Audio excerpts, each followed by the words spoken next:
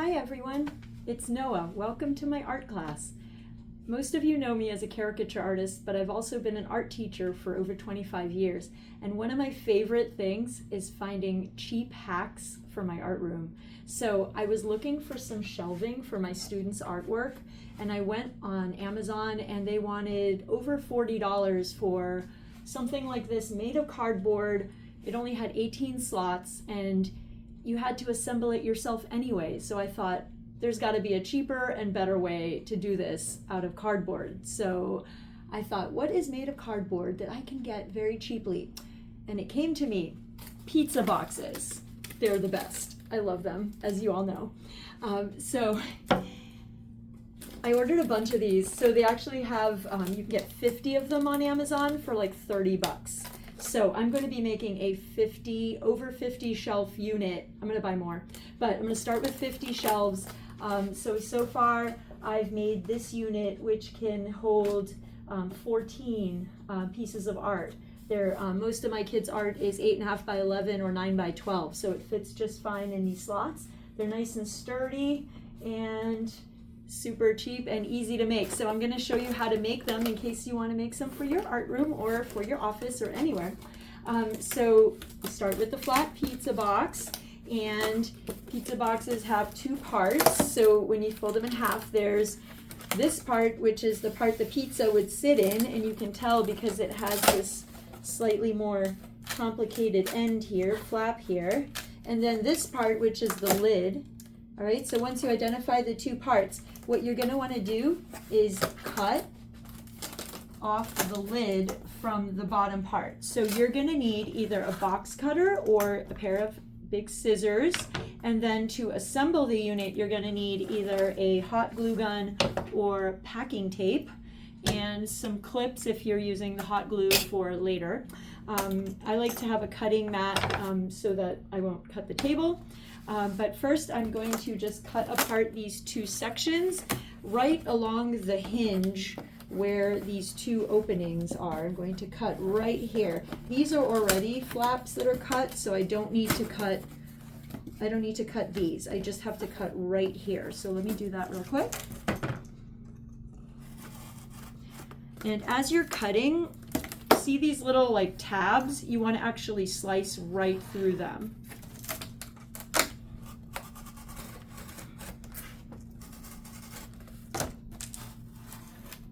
Okay, so now I have cut the top off of the bottom of the pizza box, and now we can start to fold all of the places that are already pre-scored for folding.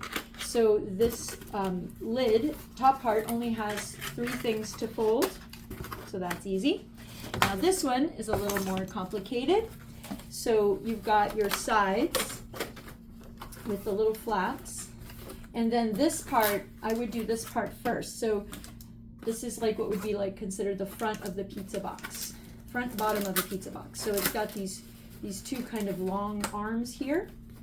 And what you want to do is bring them in toward the center like that. And then you want to bring this part up and over them like this. See?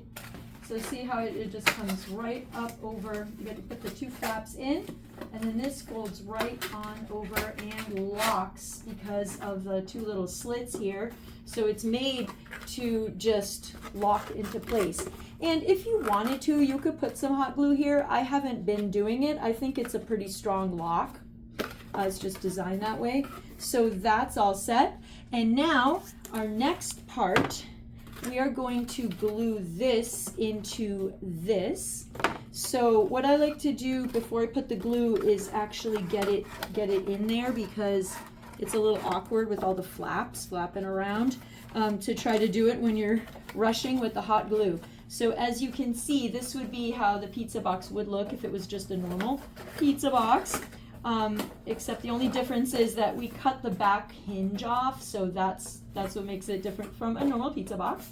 And so what we're going to do is we're going to be putting glue on this flap and on these two side flaps. I don't put a lot of glue on the side flaps. I put a lot on the front flap because I want that to be really strong. So I'm going to probably put like a whole line of glue from here to here and make sure that, you know, I tuck it in and press. So you're going to see me do that. And then I'm also going to put a little bit of glue just right in the middle here, kind of get it in there, and a little bit of glue right here. So I'm about to do that. So I'll just show you. Hopefully you can see what I'm doing. So hot glue gun. I just lift this, I push this a little bit out of the way so I can get my hot glue in there. And then I just start squirting in the hot glue, just one long line. Get it in there. Doesn't really matter which side you do, this side or this side. But then you immediately want to get it in place and hold it and really press. If you want, if you can reach your arm in there, you can kind of push in from the inside. That's always a good idea with hot glue, to just give it a little pressure because that really locks it into place. And then after that's all set and dry, cool or whatever, you want to go in on the side. So I just, like I said, just like one squirt. Time to refill my glue. And after you squirt the glue, you can reach in inside and just press for a little bit. Always good to have extra glue sticks on hand because I just ran out and that's always annoying. Oh, by the way, if you've never used a hot glue gun before, you can always like heat up the end of the new glue or put like a little drop of glue and then glue it to the one that was there before, the little stubby one, and then it'll stick. So that's always good. Hold on, I gotta get it a little more. I think I waited too long, but it's all right. It'll work. All right, anyway, I'm just gonna put a little bit more glue over here. All right, and press, make sure everything's nice and tight. Touch in there, press.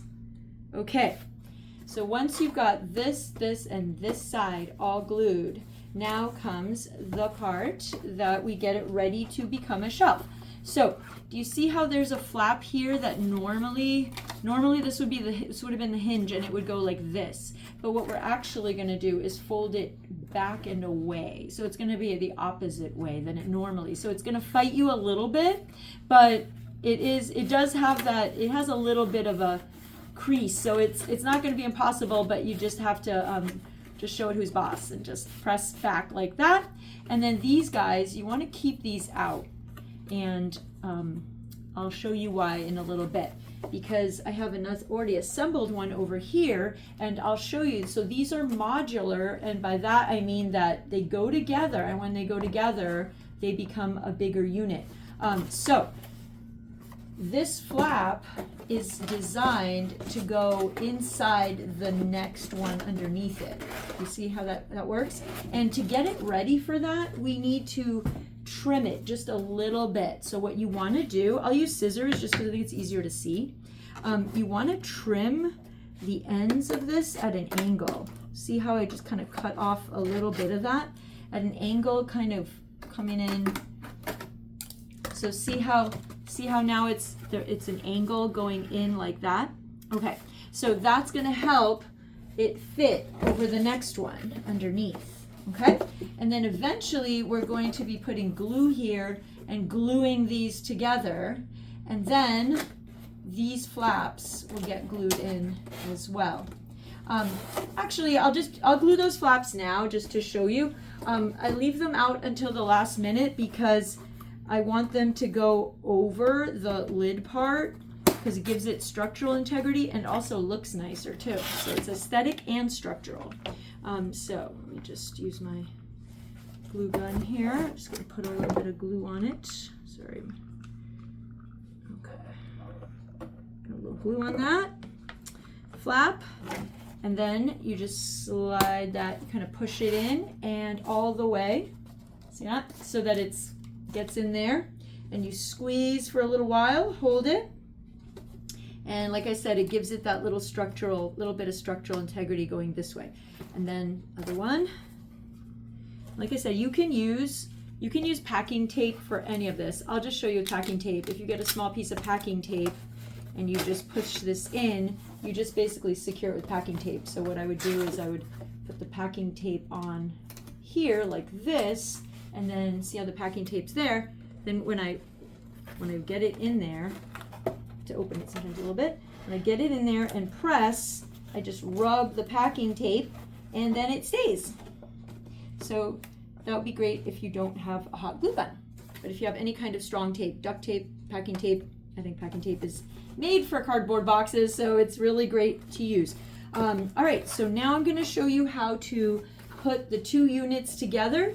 And you, depending on where you're putting these, you can stack them up 50 high if you want. I happen to have these black shelves already, and they were only about 14 inches high, so I could only get, I was only able to get 6, but technically there's a 7th shelf here that's created by the top of this one, so I am going to be able to get some artwork on top of there as well. But if you don't have that restriction, you can just keep going, and I'm pretty sure that these pizza boxes are sturdy enough to handle the weight, especially if you're just storing paper in here. But anyway, so you line it up, and then we're going to be putting the glue on this side of the flap and then folding it over the top of the next shelving unit. So here we go. Hopefully this has already gotten in there. Let me just fix my glue gun. It's giving me a hard time. It's annoying me. Okay, now it'll work. All right, so get some glue on there all over this flap. I would be pretty generous with it. I would get quite a bit of glue because you don't want this to pop open on you. And then you slide it over the top. Like I said, they're already pretty much lined up. But if you want, you can just double check that they're all lined up. But if you look at the back is lined up, the side looks nice and lined up. This side looks a little offset, but I'm not worried about it. As long as it fits the area that you're trying to put it into, that's good. So you can either hold it or you can put clips. So I like these kind of big binder clips, any size binder clip or clothespins, and you just hold it in place so that you can have your hands free to do other stuff. And then here's the flap from the one below it that would go into the next one, which would go into the next one, etc., etc. So here's another example. So it would just keep going and going. I would just keep gluing them, stacking them like this, and then eventually you have your whole unit. And you could even make this honestly for free if you went to some of your local pizza places and ask each place for like 5 boxes. They have to be the 12-inch kind if you're storing this size artwork, but if you have larger things you want to store, you can get a 14-inch from the large size pizza boxes, the 14 inches. And I bet the pizza places, if you ask nicely, or if you're an art teacher, they're usually pretty kind to give you free pizza boxes. And yeah, there you go, free shelving. All right, I hope you enjoyed this and I hope it helps. Have a great day.